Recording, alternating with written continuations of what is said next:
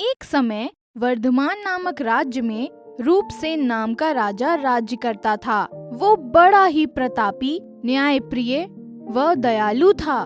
वो दानी और गुणीजनों का बहुत सत्कार करता था। एक बार किसी दूसरे राज्य से एक व्यक्ति उसके दरबार में आया और बोला, महाराज, मैं बड़ा दुखी हूँ, मेरी मदद कीजिए। तुम्हारा दुख क्या है और तुम कैसी मदद चाहते हो? महाराज, मेरा दुख यही है कि इस समय मेरे पास कोई काम नहीं है।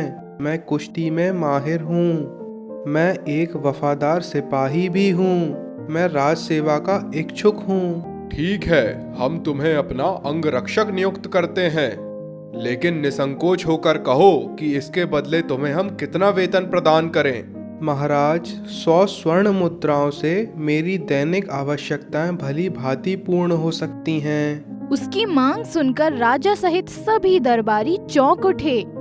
100 स्वर्ण मुद्राएं प्रतिदिन। राजा ने आश्चर्यचकित होकर पूछा, तुम्हारा नाम क्या है? मेरा नाम बीरबल है महाराज।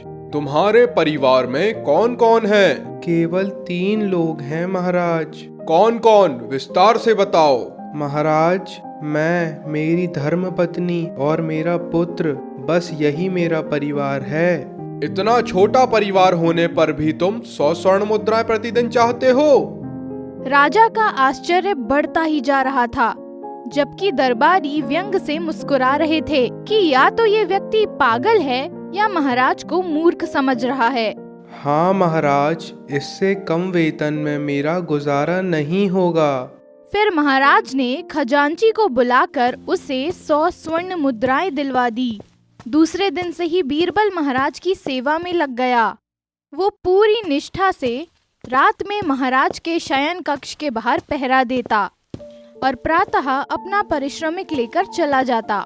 जब कई दिन गुजर गए तो एक दिन उसके जाने के बाद महाराज ने एक गुप्तचर को बुलाकर कहा, सतर्कता पूर्वक जाओ और ये पता लगाओ कि ये 100 स्वर्ण मुद्राओं का प्रतिदिन क्या करता है। गुप्तचर ने बीरबल की निगरानी शुरू कर दी। कुछ दिनों के बाद आकर गुप्तचर ने महाराज को बताया, महाराज, 100 में से 25 मुद्राएं प्रतिदिन वो देवी देवताओं के मंदिरों में चढ़ा देता है। 25 स्वर्ण मुद्राएं वो ब्राह्मणों को दान करता है। 10 मुद्राएं विधवाओं व अनाथों को देता है। 10 मुद्राएं अपाहिजों को दान करता है और 5 मुद्राएं लेकर वो अपने घर जाता है तथा उन्हीं से अपना गुजर बसर करता है। महाराज बहुत खुश हुए। उनकी सारी शंकाएं दूर हो गईं और बीरबल के प्रति उनके मन में सम्मान भी बढ़ गया। एक दिन किसी स्त्री के जोर जोर से रोने की आवाज राजा के कानों में पड़ी। उन्हें ऐसा लगा कि कोई स्त्री महल के पास ही बैठकर रो रही है। कोई है? महाराज ने पुकारा। बीरबल तुरंत उपस्थित हुआ। आज्ञा स्वामी। जाकर पता करो कि वो कौन स्त्री है जो इतनी रात गए महल के पास बैठी रो रही है। बीरबल तुरंत महल से बाहर आकर उस ओर बढ़ा जिधर से रोने की आवाज आ रही थी। वो उसके करीब पहुंचा और ये देखकर आश्चर्यचकित रह गया कि वो औरत सिर से पांव तक हीरे मोती के जेवरों से लदी हुई है और बुरी तरह बिलख बिलख कर रो रही है। कुछ देर तक बीरबल उसे एकटक देखता रहा। फिर उसने पूछा, हे देवी, आप कौन हैं? इस तरह क्यों रो रही हैं? मैं इस राज्य की लक्ष्मी हूँ। शनिदेव ने राजा रूपसेन पर अपनी कृपी दृष्टि डाल दी है। अब उनका सर्वनाश हो जाएगा।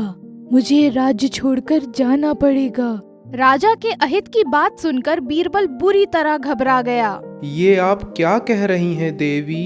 क्या महाराज रूपसेन को शनिदेव के कोप से बचाने का कोई उपाय नहीं है?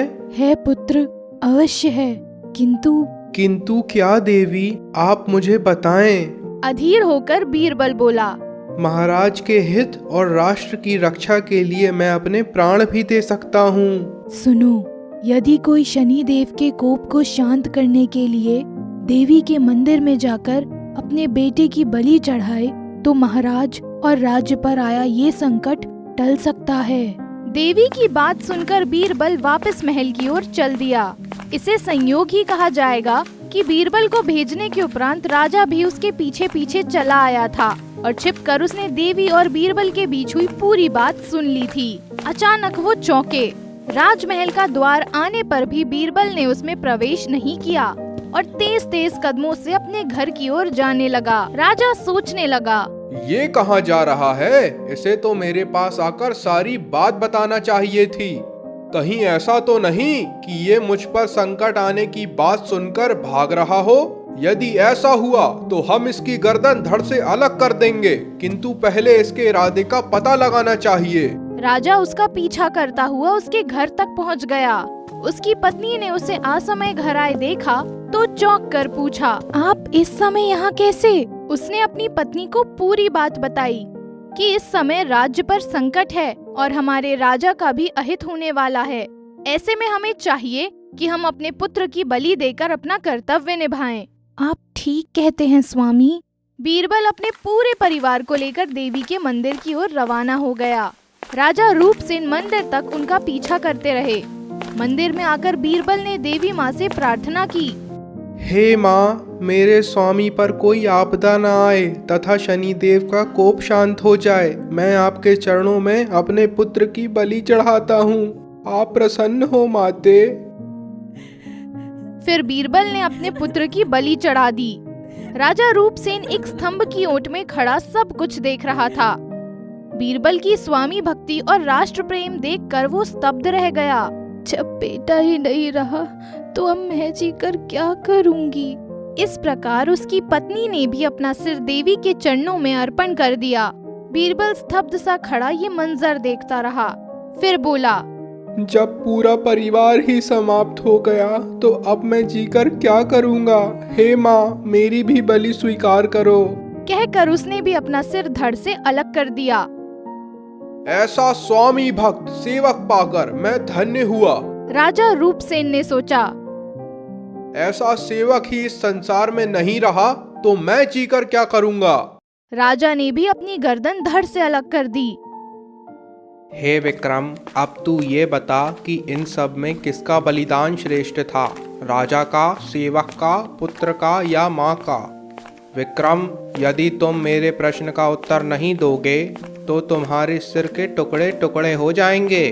भली भांति सोचने के बाद राजा विक्रम बोला, इन सब में राजा का बलिदान सबसे सार्थक व अनोखा था। वो कैसे?